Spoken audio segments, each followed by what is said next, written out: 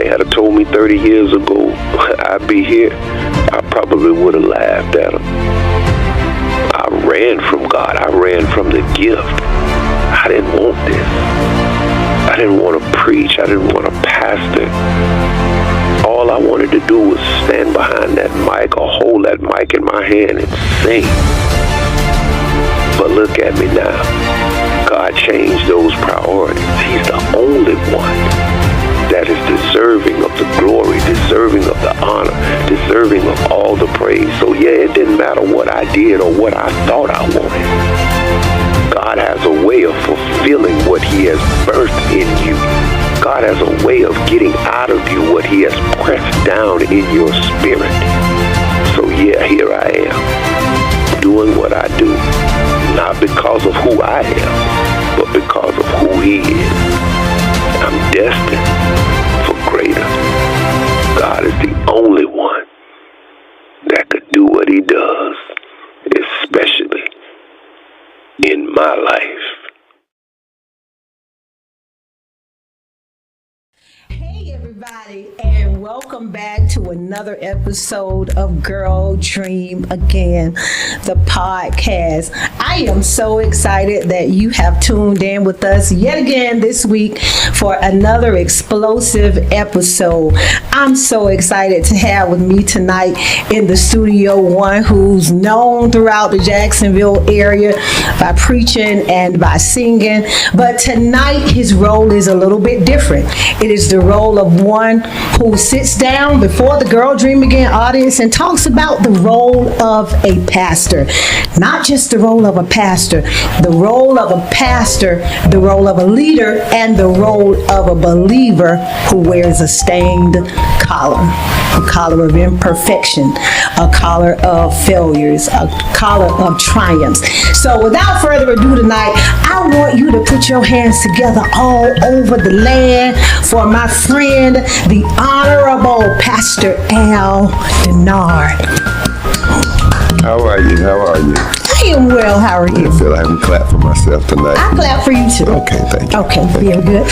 Are you well tonight? Yeah, all is well. All is well. All is well, and well is all. Yeah. Thank you so much for agreeing to come to the Girl Dream Again podcast and to share with us tonight. I don't think many people know, and I'm going to give you a shameless plug, that you are the audio and the video headship of Girl Dream Again. I am. So how does it feel to sit in that seat? I guess much like occupying the pulpit space. You just got to know one thing about pastors in general is we have to learn how to wear many hats. So you operate in different roles. You know, you're a friend, you're a counselor, you're a confidant, you're the spiritual leader, you're so many things. So it doesn't feel that absolutely out of place. You know, it's just switching one hat to another. Now, so when we talk about switching roles or hats, does that also mean sometimes we switch mask?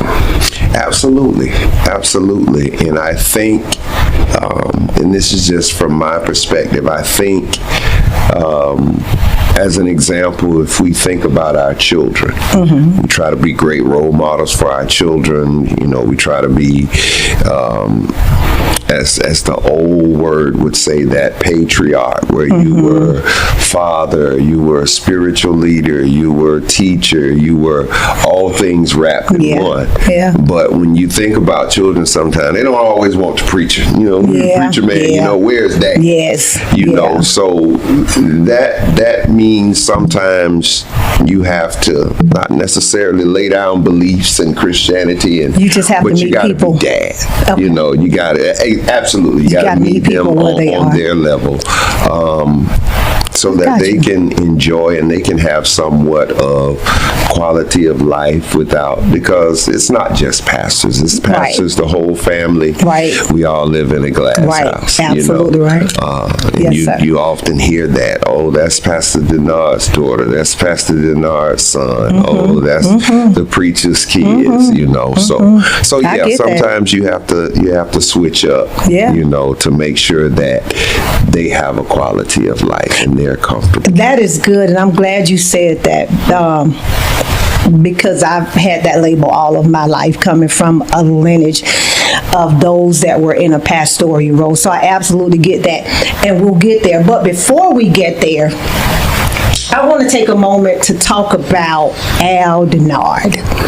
I want to take a moment to talk about the making of who Al Denard, not the pastor, not the preacher, not the quartet singer, the making of the man, Oviedo, Florida. Like, I listened to your podcast, and we'll talk about that in a minute. Muck Groves, and what else? How else did you describe? Yeah, Orange Groves. Orange Groves. You get what I'm trying to say. Orange Groves and Muck Fields. Okay, I just combined this. So when we were growing up, that was our summer jobs. That's all we knew, and oftentimes we kind of inherited the name Citrus Babies, because at one time that's all I would eat: oranges, tangerines. Never did like grapefruit. I just can't take the bitter taste of a grapefruit. But any type of, because that's what we worked during the summer. That was our summer job. In the field. In the fields. And muck is basically black soil, but it's very, very rich. Okay. And you can almost grow anything in muck. But mostly it was for vegetables, and so in that. So entry, muck is different than regular soil. Oh, absolutely. Okay. You know, it's not like you going buying black cow or what. They're actually fields. I meant like fields. Acre upon acre upon acre that are actually tilled by tractors and what have you. And it's just the blackest, richest. So, it almost looks like it almost kind of like melts in your fingers. And it's got this little sheen to it. But yeah, long story short, you know, we were introduced to that by my grandparents, because that's mainly who raised me up until the age of 13. So that's all I knew. Okay. Dirt roads, muck fields, and orange groves. That's it. So small little town.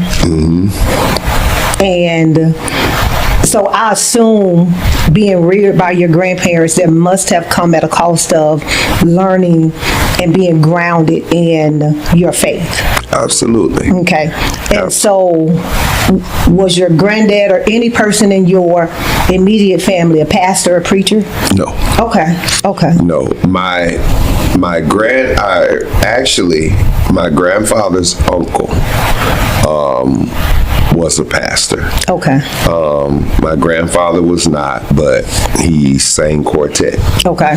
He sang quartet for a number of years. Sang with the Brooklyn All-Stars, True Heavens of Central Florida, and a couple of more of the prominent quartet groups. So he was very well known around the city, around the town, in various cities and what have you, because they had gotten pretty popular. Okay.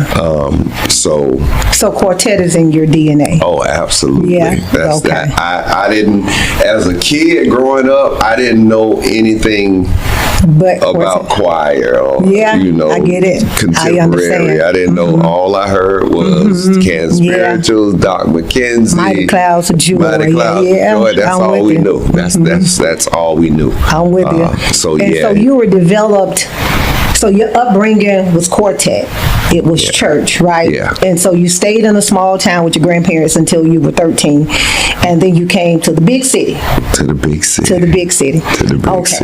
And so now you go throughout your teenage years.